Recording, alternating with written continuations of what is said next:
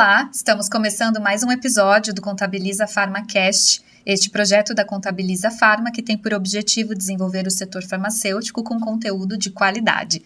Aqui comigo está Herbert Freire, fundador da Inforpop, que é a única empresa no Brasil 100% especializada no farmácia popular. E este será justamente o nosso tema de hoje, atualização do farmácia popular e como a farmácia pode lucrar com o programa. Muito obrigada pela presença, seja muito bem-vindo. Eu que agradeço o convite. Para a gente começar, Herbert, eu gostaria que você explicasse o que mudou no farmácia popular. Aí nos últimos tempos a gente teve muita notícia envolvendo esse tema, né? Isso. Foi, voltou, ficou um tempo paralisado. O que aconteceu? Então, o Farmácia Popular é uma iniciativa governamental que já tem mais de 17 anos e passou por algumas mudanças nesse período.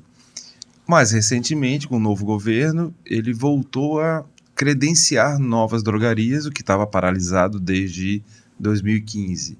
Então foram 8 anos de paralisação de credenciamentos novos. Ele não deixou de existir, né? Não, Ele nunca. deixou de trazer novas farmácias. Perfeito. Então essa mudança de inclusão de novas drogarias em 811 municípios pelo Brasil visa melhorar o acesso da população nesses municípios que não tinham acesso, e são municípios com baixo índice de desenvolvimento humano, enfim, 3 critérios que o governo federal novo aceitou fazer e iniciou esse novo credenciamento para poder atender municípios que não tinham farmácia popular, convênio com as drogarias privadas, para poder melhorar a vida da população. E esse credenciamento segue ativo? Segue ativo. Está no momento final de credenciamento dessa lista que foi evidenciada pelo Ministério da Saúde. E as próximas listas de municípios vão conter novos municípios e novos bolsões de lugares em municípios. Uhum. A ideia do governo federal é, por exemplo, colocar bairros de grandes municípios. Por exemplo, São Paulo não tem um baixo índice de desenvolvimento humano. Aqui em São Paulo é bem evoluído. Mas, por exemplo, tem lugares em São Paulo que o índice de desenvolvimento humano é baixíssimo. Uhum. Então, tem comunidades, favelas, que é importante ter esse tipo de acesso a medicamentos. Então, a gente está falando de bolsões de pobreza. Então, o objetivo é atender a população. Uhum. O foco é a população. É claro que no meio do caminho a drogaria sai muito beneficiada, porque o convênio Farmácia Popular é o convênio mais lucrativo da farmácia. É sempre bom começar com essa premissa, porque faz 17 anos, então um assunto às vezes pode ficar esquecido Sim. do público proprietário de farmácia. Mas as farmácias sabem disso? Esqueceram.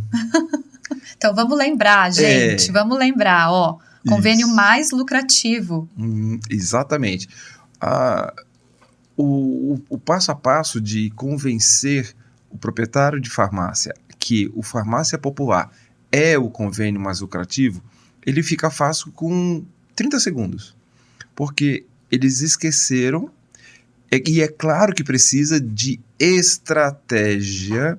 Para tudo tem que ter estratégia na vida, né? Uhum. Para a Farmácia Popular também. Então, qual é a estratégia do Farmácia Popular?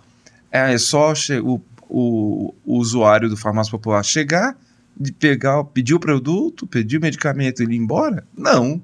Ele tem a oportunidade de transformar uma pessoa que faz uso de medicamentos ou produtos, no caso, fralda geriátrica, e que usa o Farmácia Popular para poder economizar. Ora, qual é a estratégia do proprietário da farmácia de transformar essa pessoa que chegou em novo cliente de valores importantes, de produtos? Pode ser um brinquinho, pode ser um shampoo, um sabonete, uma coisa mínima que seja. É possível transformar esse cliente, que é paciente, que vai usar o convênio Farmácia Popular para economizar, em um cliente da drogaria de outros produtos que não precisam de prescrição. Por exemplo, como eu falei, um shampoo, um sabonete, um brinco, um esmalte.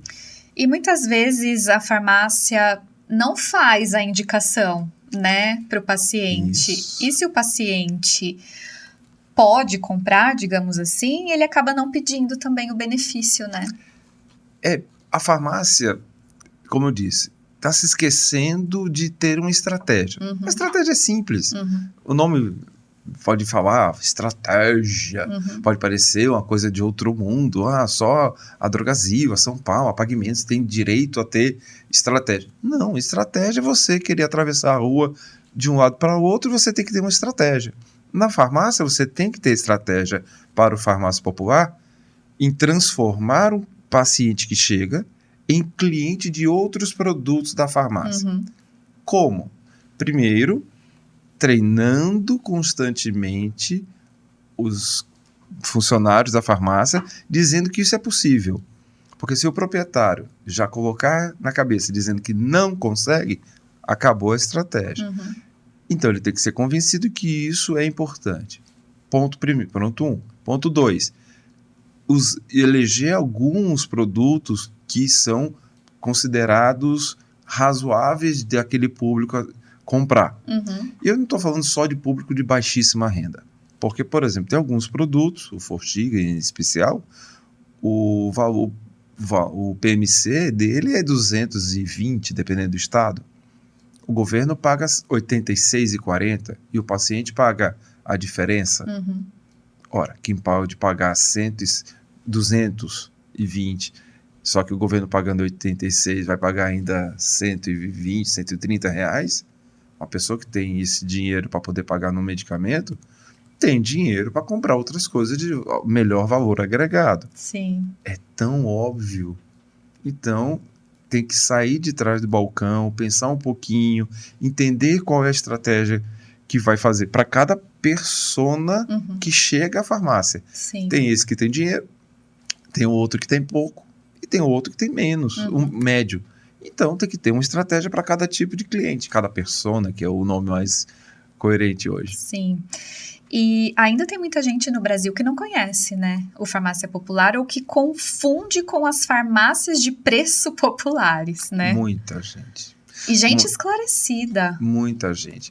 Como eu falei, o farmácia popular tem 17 anos.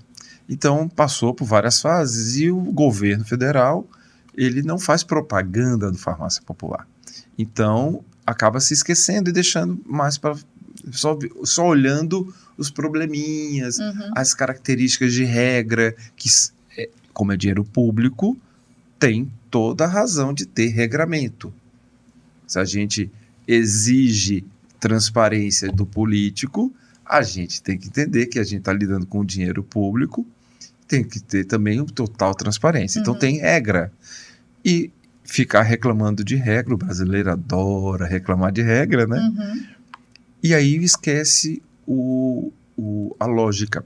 Então, a população pode confundir e o proprietário de farmácia acaba, como passou 8 anos sem ter credenciamento, quem já entendeu a lucratividade do farmácia popular sempre desejou ter o farmácia popular.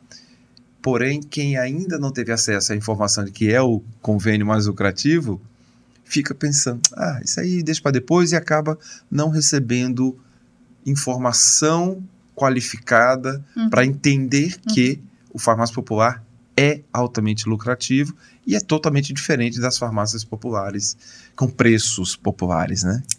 Teve um caso familiar até, com uma prescrição, minha cunhada é médica, e falou, olha, esse tá no farmácia, vou te prescrever, tá no farmácia popular. Eu sei, tem uma farmácia ali. Não, não é isso. Você tem que ver se tem a plaquinha, se a farmácia é credenciada ou farmácia popular. Você comentou sobre uma lista, né, que o Ministério Público está fazendo. É o Ministério Público ou da Saúde? Ministério da Saúde. Da Saúde que faz a lista das possíveis farmácias para serem credenciadas. Dos municípios, sim. Dos municípios.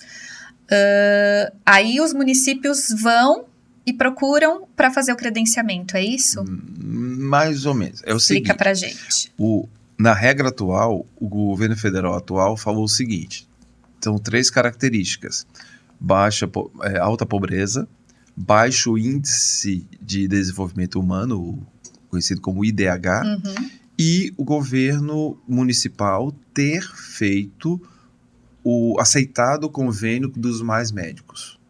Então, só vai fazer parte dessas listas os municípios do Brasil que a prefeitura aceitou as regras dos mais médicos, além dos outros 2 tópicos. Mas não tem nada a ver com o município. A eleição do critério foi ter o município aceitado.